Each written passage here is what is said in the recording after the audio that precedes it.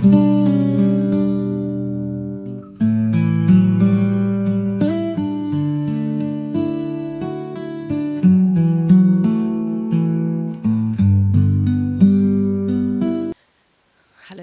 Yesu ashimwe. Nkuko twabivuze muri video zatambutse z'urugendo ruzatugeza kuri Pentecote ku itariki 25, tugiye gusoreza ku nyigisho y'amavuta. Amavuta kuki umwuka wera agereranywa n'amavuta. Umwuka wera agereranywa n'amavuta kubera ari ikimenyetso cy'umugisha. Uhereye kera muri Ancien Testament amavuta bayafataga nk'ikintu gikomeye cy'umugisha. Ikintu gikomeye cy'umugisha. Bayasukaga ku bagiye kuba abami, abatambyi n'abandi. Urasanga mu Barewi 18, 10-12 haranditse ngo Mose yenda ya mavuta yerayo yo gusiga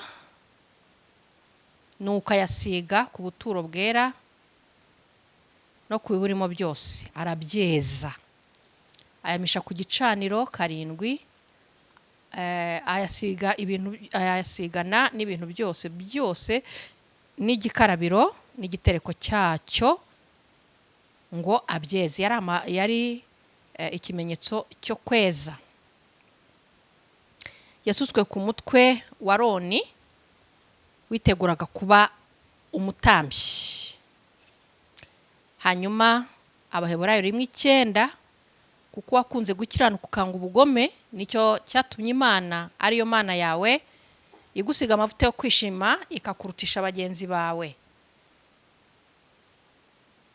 Hanyuma muribuka Matayo 25:1 umugani w'abakobwa 10 bari bafite 5 bari bafite amatabaza arimo n'amavuta, bafite na reserve ku ruhande. Abandi 5 b'abapfapfa bari bafite amavuta ashiramo ntibongeramo.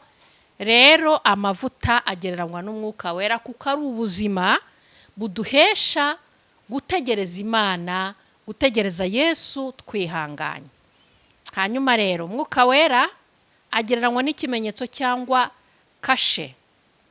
Iyo bateye kashe ku byo ukeneye biba ari ikimenyetso ntakuka ko ibyo bintu bifitiye uburenganzira. Ni ukuvuga iyo batijwe mu mwuka wera ijuru riba rivuze ngo uri umwana w'ijuru. N'ubundi ubusanzwe ubizi kuri ufite umwuka utanga ubugingo, unabyiyumvamo ubyizezwa n'ijambo ry'Imana. Ariko hari itangazo rikugeraho rivuga ngo kuva uyu munsi uri mu isi ariko uri no mu ijuru icyarimwe, uri umwana w'ijuru. Ijambo ry'Imana Abefeso 1:13 niwe namwe mwiringiye mumaze guhabwa ijambo ry'ukuri ari ryo butumwa bwiza bw'agakiza kanyu, kandi mumaze kwezwa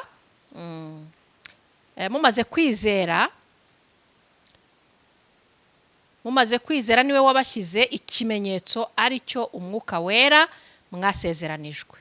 Rero hari abantu baba banafite impungenge zikomeye bavuga bati hari amakuru ku isi ngo bazashyira abantu ikimenyetso, ariko twe dufite ikimenyetso cy'umwuka wera. Twarafashwe ijuru riradufite, nta kindi kizatujyaho, nta cyasimbura icyo ngicyo. Impungenge nkeya. Ubwo bibaye ngombwa bikaba itegeko uwashaka kukiducyo twamwe tutari ko twe hari ikituriho, nta kigisimbura rero. Hanyuma uwo nguwo agakora icyo ashaka. Hanyuma umwuka wera agereranywa n'inuma. Inuma nk'ikimenyetso cy'amahoro. Inuma yagaragaye umunsi Kristo yimikwaga n'ijuru mu isi ko aje ari umwamuzanye amahoro mu mitima y'abazamwakira bose. Hanyuma ijambo ry'Imana riratubwira muri Matayo 10:18 ngo dore mbatumye muri nk'intama hagati y'amasega, nuko mugira ubwenge nk'inzoka kandi muzabe nk'inuma mutagira amahugu. Rero icyo nendaga kubabwira nuko inuma ari inyoni igira amahoro. Burya inuma itera amagi abiri gusa, irizavamo ikigabo n'irizavamo ikigore. Iyo igize ibyago igapfusha mugenzi wayo, imwe igendana na mugenzi wayo umugabo, ikigabo n'ikigore. Iyo igize ibyago igapfusha ikigore cyangwa ikigabo, irihangana ikazongera kugira mugenzi wayo nawe wagize ibyago wapfushije umugore cyangwa umugabo. Ni inuma y'amahoro, ni inyoni y'amahoro, ni representa w'amahoro ku isi. Muzanabibona hari imiryango imwe n'imwe ku isi ivuga ko iharanira amahoro, ibifiteho ikirango cy'inuma. Noneho kuki Yesu yababwiye iri jambo tugafunika inyigisho? Yesu yababwiye ijambo ngo mugire ubwenge nk'inzoka, kubera yuko yashakaga ko abigishwa be bamenya ko bari hagati y'abanzi bakomeye. Ntago Yesu yarababwiye ngo mugire uburiganya nk'ubwayo. Oya, inzoka ni umuriganya, inzoka ishushanya Satani. Ariko yarashatse kubabwira ati ubucakura inzoka igira ngo ibeho, namwe mukwiye kugira ubwenge nkayo. Ariko yongera ijambo rivuga ngo muri nk'inuma, nuvuga mwe muzagira ubwenge bwinshi ariko buturutse ku Mwuka Wera. Inzoka reka nyikubwireho ibintu bigera nko kuri 3 nge nyiziho.